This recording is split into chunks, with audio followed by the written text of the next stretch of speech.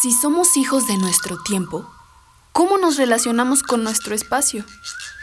La naturaleza forjó nuestros mitos y nuestras leyendas alrededor de la fogata, dando sentido al mundo desde que la humanidad puede ser rastreada.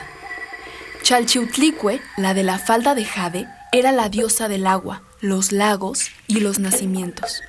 Una de las encargadas de fecundar la tierra y dar frutos en una próspera cosecha.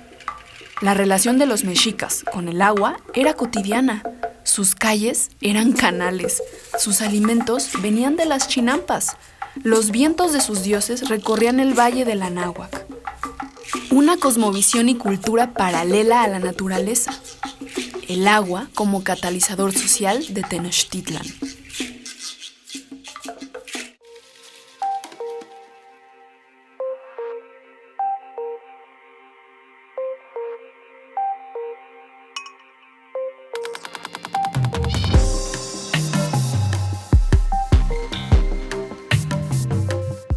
Estamos absolutamente involucrados con el tema espacio-temporal, los seres humanos, nuestra vida y casi nuestra constitución matérica, que es, somos agua, somos carne, somos hueso y somos tejidos, ¿no? La memoria hay que, siento, entenderla desde ahí, desde la materia y desde el tiempo. Yo creo que necesitamos plasmar esa linealidad y en tiempo y espacio, o sea, y también lo geográfico, para poder contar la historia, ¿no? Para poder tener un formato pedagógico para poderlo contar.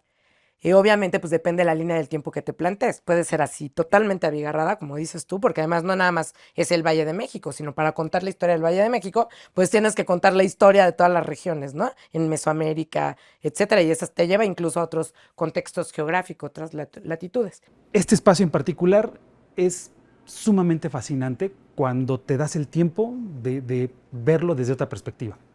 Tú lo puedes ver como pedregal, que pues, ¿para qué sirve, no? O sea, hay gente todavía por aquí en los alrededores que te dice, es que esto más bien debería ser el pastito verde así, pues para que uno se pueda hacer el picnic, jugar ahí el panball, alguna cosa así. Y dices, no, es que lo que tiene que estar aquí es el pedregal.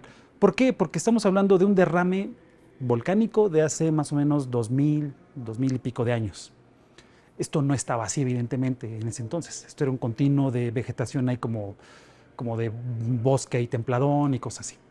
Viene este derrame y cambia desde el punto de vista social, cultural, porque estaban los cuicuilcas acá, cambia el terreno, ¿no? Y lo cambia para todas las especies, ¿no? O sea, roca pelón, roca caliente, lava que se fue enfriando y cómo fue trabajando. Entonces, la Ciudad de México en particular tiene como estos bemoles, ¿no? Como estos caprichos de pronto de que, como dices, en el AIFA le rascas tantito y encuentras un mamut, restos arqueológicos, etcétera. Te vas a Xochimilco y evocas lo que fue un gran lago que conocemos pues, en pinturas, en algunas animaciones y demás, pero que no nos tocó verlo. Y sin embargo ahí te queda una reminiscencia, ¿no? De lo que fue un lago, de esta gran zona lacustre. Te vas a las zonas de montaña y dices, es que pues, esto es una cazuela en realidad, ¿no? Estamos rodeados de serranía y estamos aquí, y aquí, como dijera Cristina Pacheco, aquí nos tocó vivir, ¿no? Entonces, es todo un mosaico, la Ciudad de México, bien interesante en la historia geológica, en la historia biológica, y que ahora se suma este componente de aquí estamos más de 20 millones de personas, ¿no? En el clímax de su desarrollo, la Gran Tenochtitlan llegó a tener una población de alrededor de 150,000 habitantes. Para llegar a ser una metrópoli flotante, tuvo que pasar un proceso de domesticación del agua, comprendiendo que para dominar la naturaleza hay que obedecerla. Bernal Díaz del Castillo nos relató cómo quedó estupefacto al admirar la gran ciudad lago. Desde que vimos cosas tan admirables, no sabíamos qué decir, o si era verdad lo que por delante parecía, que por una parte en tierra había grandes ciudades y en la laguna otras muchas. Y veíamoslo todo lleno de canoas, y en la calzada muchos puentes de trecho a trecho, y por delante estaba la gran Ciudad de México. Yo creo, o sea, ahora cuando hablamos de la ciudad lacustre, pues es como crear una gran fantasía, ¿no? No logramos más que en Xochimilco pensar, o si te vas más lejos, Texcoco tal vez, ¿no? Pensar cómo pudo haber sido esa ciudad lacustre. Y de repente llegan a un lugar se ven el lago, la laguna. Entonces estás viendo cómo pues, de repente de la nada llega un grupo seminómada con una cultura pues, más de cazadores y recolectores, buenos y bravos para la guerra, y de repente empiezan a apoderarse un poco de la zona, hasta que finalmente después de una guerra dicen pues ya vamos nosotros y ahora vamos a mandar. Y aquí te das cuenta cómo el entorno de esta región, y que se ve aquí en Xochimilco, por ejemplo, en la forma de cultivar en México, cuando las parcelas no son de riego, sino que necesitan de la lluvia, pues hay veces que los años te van bien y otros mal. Y ahí entonces de repente tener el ingenio de decir, pues vamos a hacer lo que ahora llamamos chinampas, ¿no? Le vas ganando a la zona del lago, de la laguna, el terreno, le vas poniendo estacas, le vas poniendo piedra, le vas poniendo tierra, hasta que de repente tienes una zona que se vuelve fértil y que entonces te permite vivir ahí bien. Esto que dices acerca de la laguna, de la Cuenca de México, parece estar inscrita más en una cultura lacustre que en realidad sí tiene una cierta temporalidad que ha ido transformándose radicalmente, propiamente el tema de los canales. O sea, pero hablando de los canales y hablando de la cuenca, todavía tenemos, afortunadamente, este resabio del agua, ¿no? Que significa los vasos de Xochimilco, ¿no? Y toda esta zona ecológica, pues todavía conservada, ¿no? Con respecto a la zona turística, que bueno, pues ahí ya digamos, tiene otras funciones, tiene unas funciones culturales que igual son importantes. Pero todo este tema de la chinampa como conector de memoria con la ciudad lacustre y con la Cuenca de México. Entonces, pues hay que ir a Xochimilco para darse cuenta. Ahí está sustentada en los canales de Xochimilco, está sustentada la memoria de lo que fue una ciudad lago, ¿no? Ahora,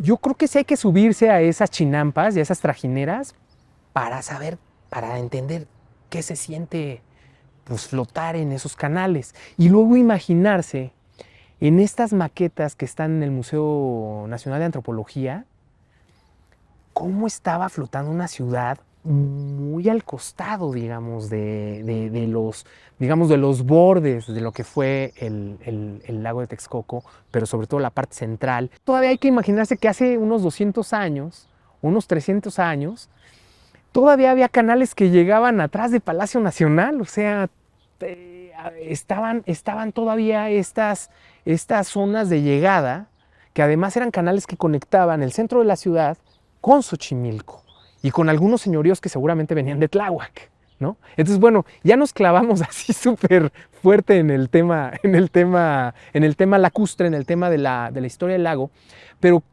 ¿cómo no vamos a estar orgullosos, sobre todo los capitalinos de esta ciudad?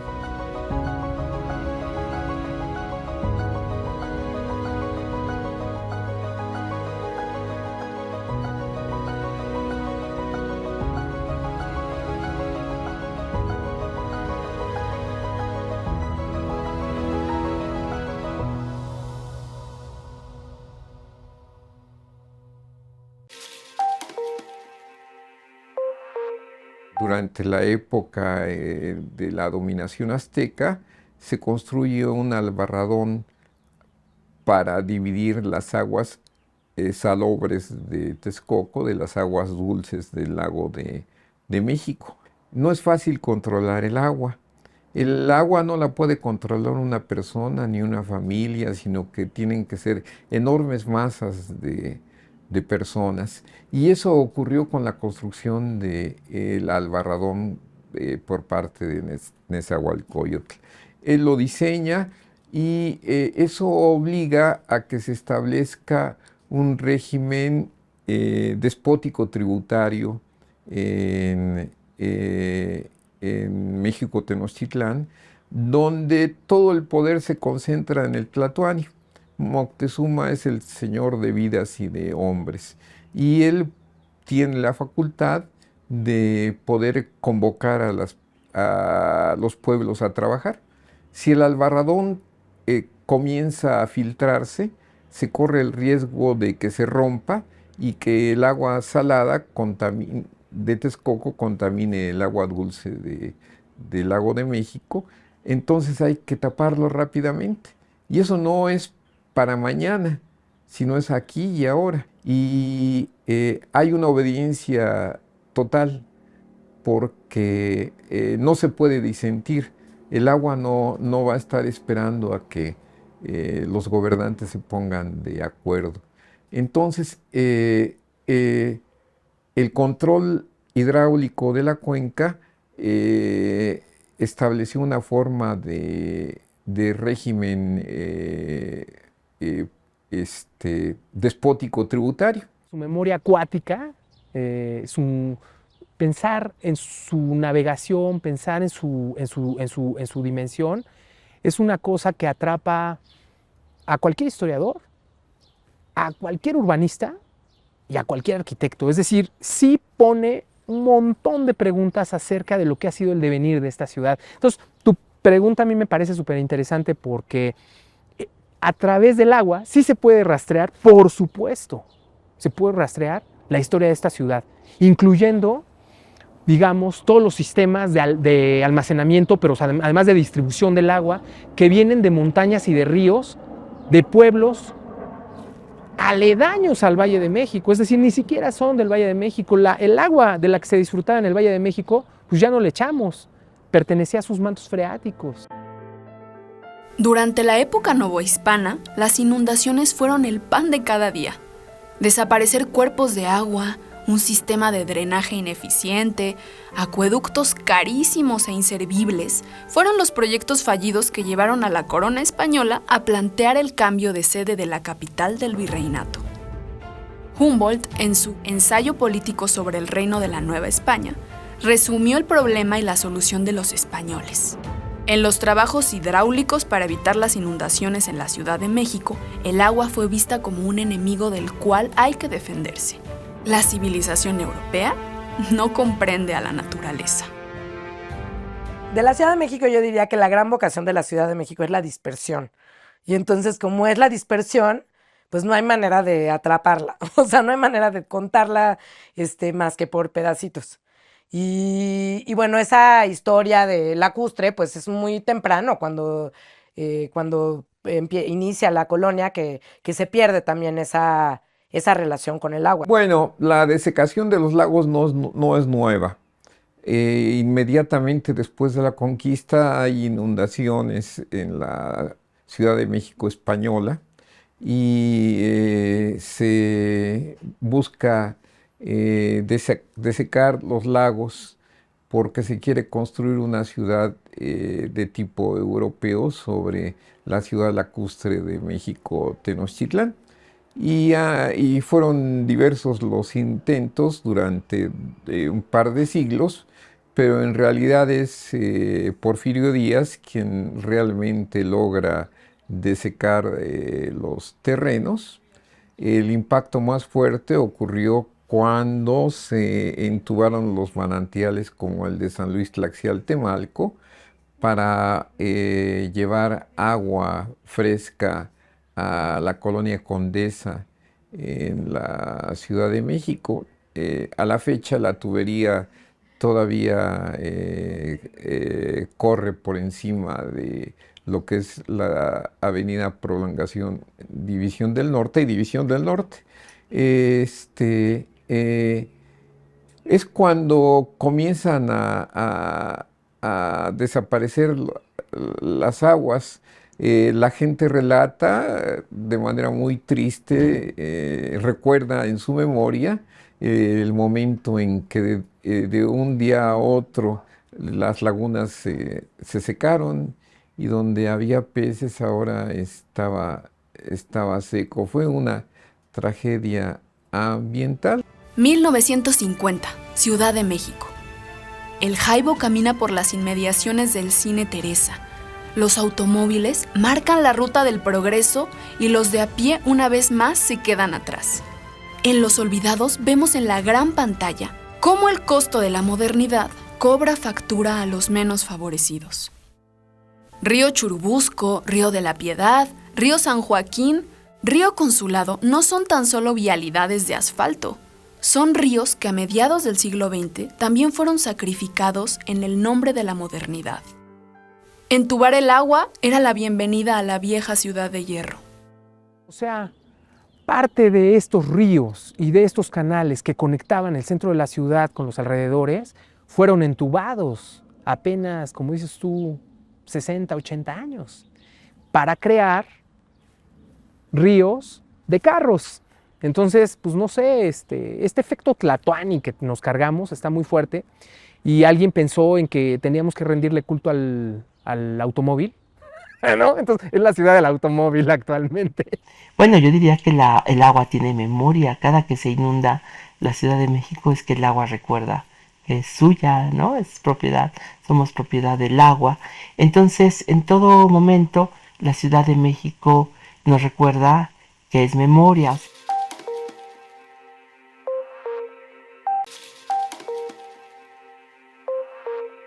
La Ciudad de México vive de un lago subterráneo, un enorme lago subterráneo, de donde se extrae el agua para beber. De hecho, unos 4 de cada 7 vasos de agua que se consumen en la ciudad se extraen del subsuelo. Y este lago es retroalimentado por los escurrimientos de la Sierra Nevada. Sin embargo, se ha estado pavimentando, por ejemplo, el Ajusco y ya no se puede recargar. La ciudad entonces depende para su supervivencia de que se mantenga esta región de Chalco, Xochimilco, que todavía existe. Vale la pena replantear nuestra relación con el medio natural. Dejar de verlo desde la mera perspectiva utilitaria. O sea, me sirve para. Evidentemente sí hay lo que conocemos como servicios ecosistémicos o contribuciones de la naturaleza hacia las personas. Y te puedo hablar de captación de agua de lluvia, regulación de temperatura, producción de oxígeno y captación de dióxido de carbono, mitigación de temperatura en zonas arboladas versus islas de concreto. Esa parte está interesante y lo que invitamos a la gente aquí es a replantear su relación con la naturaleza. Pues, sin memoria, en realidad, pues lo que puedes plantear es una utopía, ¿no? Yo quiero estar bien, pero ¿qué es bien, no? O sea, ¿cómo era esto? ¿Hacia dónde transitamos? Entonces, creo que esa parte es bien interesante porque sí, por ejemplo, hablar de la recuperación del lago Xochimilco, pues un poco con la gente es de cómo estaba antes, ¿no? ¿Qué había antes? ¿Qué hay ahorita en este contexto? Y cómo podemos contribuir, ¿no? Para intentar mitigar los efectos, ¿no? Porque evidentemente hay procesos que a lo mejor ya no vamos a poder revertir. Entonces, más bien es empezar a tener un tema de resiliencia, un tema de cómo podemos empezar a coexistir con eso, ¿no? Y cómo adaptarnos. Cuando dices una ciudad fracturada, es una ciudad que se ha permitido caer en sus propios olvidos. De manera que cuando no somos conscientes, digamos, de todo esto que hablas, de todo el sistema hidráulico que implica esta ciudad, y ves cómo el agua se distribuye por empresas, ¿no? Y las vende, las comercializa, cuando, digamos, era una ciudad de sobre todo recursos hidráulicos importantes, ahí es donde dices, creo que falta un poco de historia sobre el agua en esta ciudad y un poco también hacer consciente esta cultura del agua como un recurso. La memoria es una posibilidad para la Ciudad de México de relacionarnos de una manera más armónica con el agua y nuestro entorno. Un diálogo que fluye entre nuestro pasado y futuro. Afrontar la escasez, así como hacer conciencia sobre el recurso natural, es una responsabilidad histórica que tenemos que afrontar. Y la Ciudad de México no termina de comprender de que sin sin los bosques, lagos, sin los pueblos originarios del sur de la cuenca, se pierde la posibilidad de sustentabilidad. Y la Ciudad de México va a padecer, ya está padeciendo sed. Lo que pasa es que no se nota porque se va prorrateando la escasez. Hoy hace falta en una colonia, luego se le da esa colonia y luego falta en la siguiente y luego en la de junto. Ya el agua es insuficiente. Si no se actúa ya, y la ciudad sigue creciendo, esto ya no tiene viabilidad para seguir existiendo. El agua no es otra cosa que un recurso que nos permite vivir. Y es un recurso indispensable, fundamental. O sea, ahorita que hablabas de las guerras floridas, uno de los principales motivos de conflicto vecinal, pero también de conflicto ciudadano, es la falta de agua, la falta de abastecimiento. Si uno ha visto, por ejemplo, o ha estado en medio de un conflicto vecinal por demanda del agua en los barrios del Oriente, me va a entender. Pero pueden ser brutales. Es decir, es un recurso estratégico. Yo creo que ningún gobernante de esta ciudad se aventaría, ¿no?, el tiro de condicionar el agua. El agua es un derecho, además. Temas del agua, dice ahorita de Iztapalapa, ¿no? Cuando me visitan aquí comunidades de Iztapalapa, les decimos, es que hay que cuidar el agua. Pues dicen, ¿cuál? Si no tengo, ¿no? Y yo te puedo apostar que cuando les llegue a tener el suministro regular en agua, es gente que la va a cuidar, ¿no? O sea, porque decir, no quiero que se me vuelva a ir, ¿no? Versus otras localidades que dicen, a mí nunca me ha pasado que se me va el agua y les vale 3 cacahuates, ¿no? Entonces, creo que aquí intervienen varios factores, ¿no? Es como una cosa multifactorial y que además creo que también se tiene que abordar desde la multidisciplina, ¿no? Porque los biólogos podemos aportar una parte, pero dijiste algo que es bien importante, la parte de educativa, la parte de ciertos aprendizajes, pero complementados con otras disciplinas, con otras áreas, nos puede llevar a resultados, creo, mucho más significativos. Voy a decir una tontería, pero es una de las cosas que ahorita como que a mí más me llama la atención. Un señor que vende aguas de coco en Tepito y grita, aguas de coco, pero en un pregón que dices el don se va a morir y su hija hace una especie de chillido de perro y entonces el señor termina diciendo la perrada, ¿no? Y ahí se le acerca a todo mundo y le compra. Es un señor que vende aguas. Y los aguadores eran famosísimos en el siglo XIX. O sea, lo que quiero decir con esto es, este pasado de la necesidad del aguador es casi como el personaje tlachiquero que trae, ya sabes, que viene cargando con el pulque. O sea, es el que te va a dar la vida, mano. Entonces todo el mundo va y lo busca. Entonces, esos personajes que antropológicamente pueden parecer así como, ¿no?, empresarios ¿cómo le llaman? Estos empresarios que son emprendedores, ¿no? En realidad son personajes que se sustentan y se sujetan en un pasado de ciudadanos muy, muy, muy viejos, muy antiguos.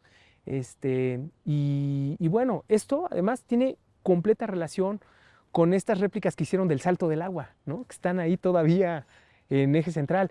De los acueductos, bueno, hay pedazos de acueducto que todavía van corriendo por Avenida Constituyentes y que bajaban, ¿no?, de los Remedios, allá por Naucalpan. Es decir, todo ese acueducto que hicieron los españoles y se conectaba con el centro de la ciudad para abastecer, pues hoy día no es ni nada menos que el sistema Lerma, ¿no? Y entonces hay que ir a la segunda sección de Chapultepec y ver todavía esos resabios de la conexión del río Lerma que en 1934 le pidieron a Diego Rivera que ilustrara en una suerte de mural subterráneo y acuático, subacuático.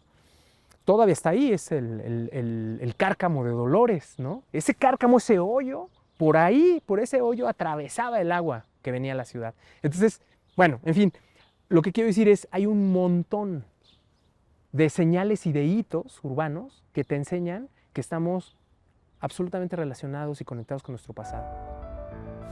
El gran arquitecto y chilango Jorge Legorreta nos da la pista. México no era ciudad de palacios, sino de lagos paulatinamente destruidos por los mismos palacios. Del agua fuimos en el lago. Del agua somos hoy en la ciudad. Nuestra memoria fluye y vive en el subsuelo.